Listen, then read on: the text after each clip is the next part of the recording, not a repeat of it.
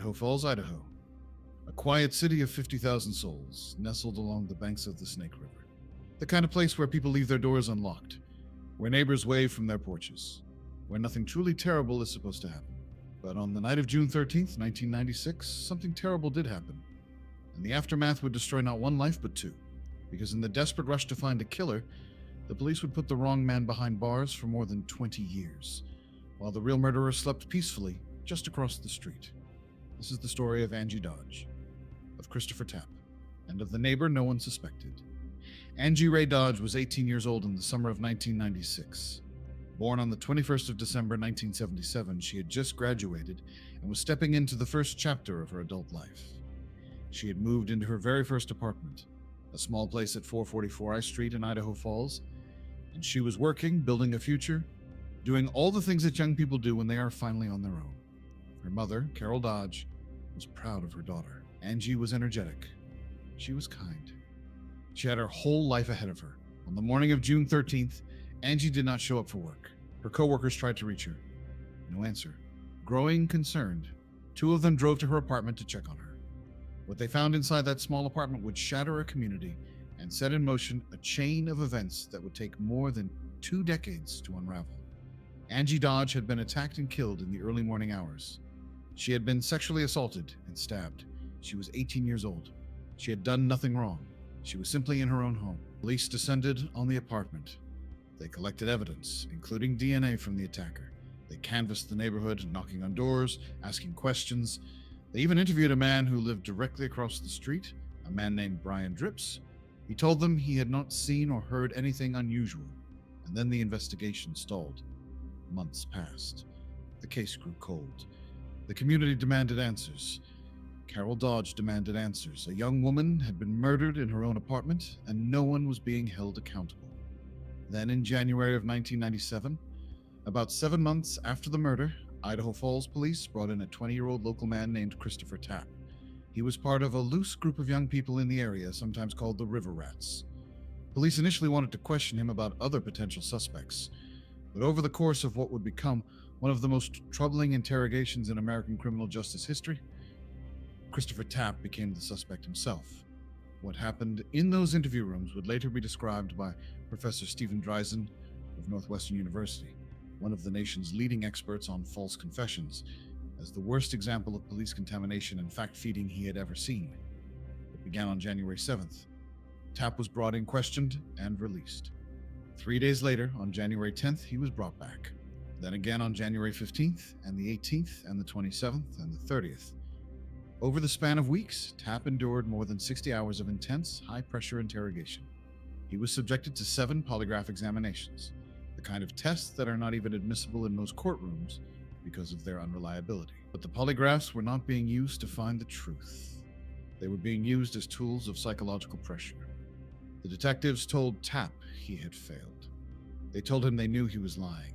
They told him his friend Benjamin Hobbs had already placed him at the crime scene, which was not true. They threatened him with the death penalty. They told him that if he cooperated, things would go easier for him. They even suggested that he might have repressed memories of committing terrible acts. And here is where the most insidious element comes in. During those long hours of interrogation, the officers began feeding Tapp details about the crime. Details that only the actual killer would know. They would suggest things, and Tapp, exhausted and terrified, would agree. They would correct his account when it did not match the evidence, and he would adjust his story again and again. Tapp's confession changed dramatically from interview to interview. On January 7th, he denied any involvement. By January 10th, he said his friend Hobbs had killed Dodge while Tapp provided an alibi. By January 15th, he said he was present during the killing. When DNA excluded Hobbs, the story changed again, this time implicating a man named Jeremy Sargis. When Sargis was also excluded by DNA, the story shifted once more. By the end, Tapp had given a confession that was riddled with inconsistencies, that contradicted the physical evidence, and that bore the unmistakable fingerprints of police contamination. But he had confessed. And in the American justice system, a confession is the most powerful piece of evidence there is. There was just one problem. The DNA did not match. The semen collected at the crime scene, the DNA left behind by the actual killer, did not belong to Christopher Tapp. It and excluded him entirely. But prosecutors pressed forward anyway. They theorized that Tapp had participated in the attack with unknown accomplices, and that one of those accomplices had left the DNA. In May of 1998, a jury convicted Christopher Tapp of aiding and abetting the rape and murder of Angie Dodge. He was sentenced to life in prison with a minimum of 30 years. He was 21 years old. The DNA said he was not there, but a coerced confession said he was. And the confession won. Think about 20 years. Think about everything that happens in 2 decades of a human life. Careers are built. Families are started. Children grow up. The world changes. 20 years is the difference between a young man and a middle-aged one, between possibility and its absence. Christopher Tapp spent those 20 years behind bars. He maintained his innocence from the beginning. In 2001, he formally recanted his confession, stating clearly that it had been coerced and that the police had fed him the details he repeated in court. But recanting a confession is extraordinarily difficult. The legal system treats confessions as near sacred. Once you have said the words, taking them back is almost impossible. In 2007, the Idaho Innocence Project took up Tapp's case. Researchers at Boise State University reviewed the interrogation tapes and confirmed what Tapp had been saying all along. The confession showed clear signs of coercion and contamination. In 2008, mitochondrial DNA testing on hairs recovered from the crime scene excluded Tapp. In 2012, additional DNA testing of Angie Dodge's clothing and belongings excluded both Tapp and his alleged accomplice Hobbs. Every piece of physical evidence said the same thing. Christopher Tapp was not there, but still he remained in prison. Meanwhile, something remarkable was happening. Carol Dodge, Angie's mother, the woman who had once pushed for Christopher Tapp to receive the death penalty, began to change her mind. As the years passed and no accomplices were ever found, as the DNA kept excluding suspect after suspect, Carol began to doubt. In 2013, she contacted Professor Dreisen, the false confession expert, and asked him to review the case. His 2014 report was damning. He concluded that Tapp's confession was the result of coercion, produced through deceit and pressure, and then enhanced by officers who supplied Tapp with sufficient details to lend his words a credibility they did not deserve. Here was the mother of the murdered girl fighting for the freedom of the man convicted of killing her daughter. That is how broken this case had become. That is how obvious the injustice was. In 2014, authorities made an earlier attempt to use DNA genealogy to find the real killer. They obtained a court order to search Ancestry.com's Y chromosome database and found a near match to a man named Michael Usry Sr., whose son, Michael Usry Moore's analysis indicated that the unknown killer's DNA descended from a couple named Clarence and Cleo Usry. She identified 6 male descendants as possible suspects. One matched an Idaho residency in 1996, but when his DNA was tested, it came back negative. Moore kept searching. After 3 more months of painstaking genealogical work, she found a 7th descendant, a man named Brian Lee Dripps Sr. The name rang a bell. Brian Dripps had lived in Idaho Falls in 1996. He had lived across the street from Angie Dodge's apartment. He had been interviewed by police as part of the neighborhood canvass just 5 days after the murder. He had told them he saw nothing, and then he had gone on with his life. For 23 years. Investigators needed Dripps' DNA to confirm the match, but they needed to obtain it without alerting him. They found him living in Caldwell, Idaho, about 3 hours west of Idaho Falls, and they waited. One day, they watched as Brian Dripps lit a cigarette, smoked it, and tossed the butt out of his car window. Officers collected the discarded cigarette and rushed it to the lab. The DNA on that cigarette butt was a complete match to the DNA found at Angie Dodge's crime scene 23 years earlier. After more than 2 decades, they had found the man who killed Angie Dodge, and he had been there all along. On May 15th, 2019, Brian Lee Dripps Sr. was arrested and charged with the rape and murder of Angie Dodge. He was 53 years old. Under interrogation, Dripps confessed. He told investigators that he had been severely impaired by drugs and alcohol on the night of the attack. He said that he had intended to assault Angie Dodge but had not planned to kill her. He said that he had acted entirely alone. He did not know Christopher Tapp. He had never met him. Tapp had nothing to do with it. Nothing at all. The man who had spent more than 20 years in prison for this crime was completely, utterly innocent. 2 months after Dripps' arrest, on July 17th, 2019, Christopher Tapp stood before Judge Alan Stevens. The judge looked at the man who had lost his youth, his 20s, his 30s, and much of his 40s to a wrongful conviction, and said words that Tapp had waited more than 2 decades to hear. As far as the court is concerned, You are cleared of the charges you have been living under for the past 20-plus years. Tapp was exonerated, fully and completely. His was the first exoneration in American history to rely on genetic genealogy, a landmark moment in the intersection of science and justice. Tapp spoke publicly about his experience. "I'm so thankful that I've been given this second chance at life," he said. "I've wasted 20 years of my life for something I never did, but I also grew up over those 20 years." There was a quiet dignity in those words, 20 years of wrongful imprisonment, and his response was gratitude for a second chance. Not rage, not bitterness, gratitude. In February of 2021, Brian Dripps pleaded guilty to the rape and murder of Angie Dodge.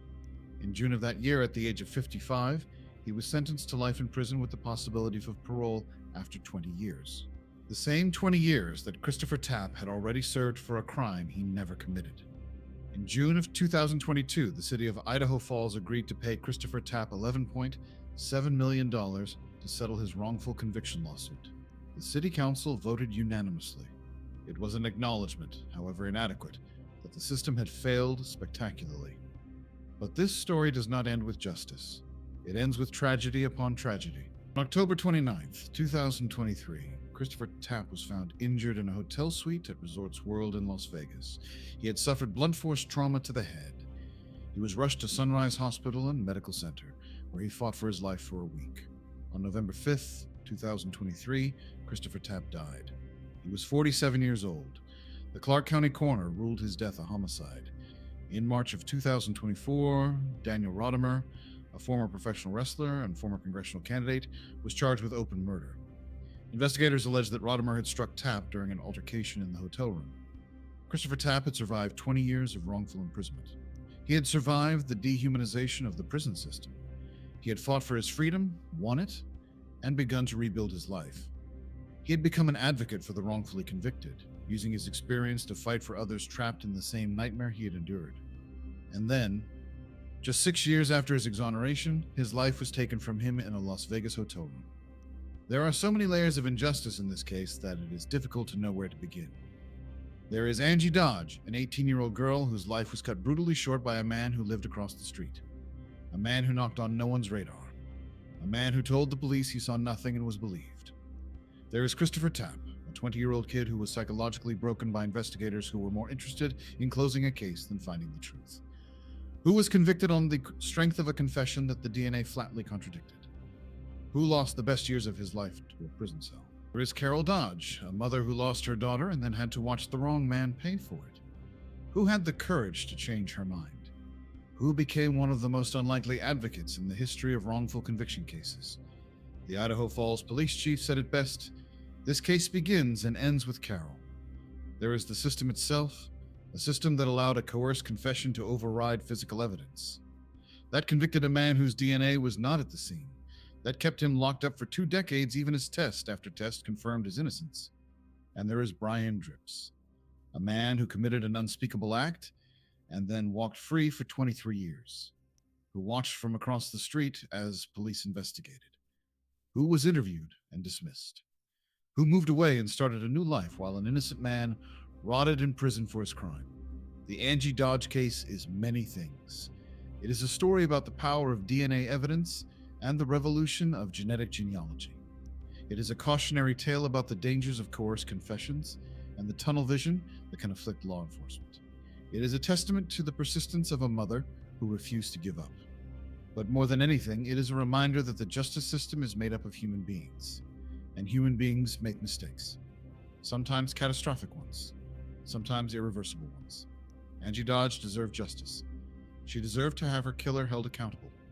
Christopher Tapp deserved his freedom. He deserved the 20 years that were stolen from him.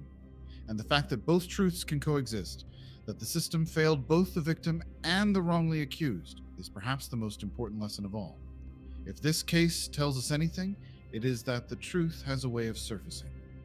It may take years. It may take decades. It may require technology that did not exist when the crime was committed. But it surfaces. A discarded cigarette on a road in Caldwell, Idaho. A DNA match to a crime scene from 1996. A confession from the man who actually did it. 23 years. That is how long it took for the truth to catch up with Brian Dripps. 23 years of freedom he did not deserve. and 20 years of imprisonment that Christopher Tapp did not deserve. The scales of justice are supposed to be balanced. In this case, they were broken, and while science eventually repaired them, it could not give back what was lost. Angie Dodge was 18, Christopher Tapp was 20, and the killer was right next door. If you found this story important, please consider sharing it. Cases like these deserve to be remembered, not just for the victims, but for everyone who has been wrongly convicted, everyone who is still fighting for their freedom, and everyone who believes that the truth, no matter how long it takes, matters. Thank you for watching. I will see you in the next one.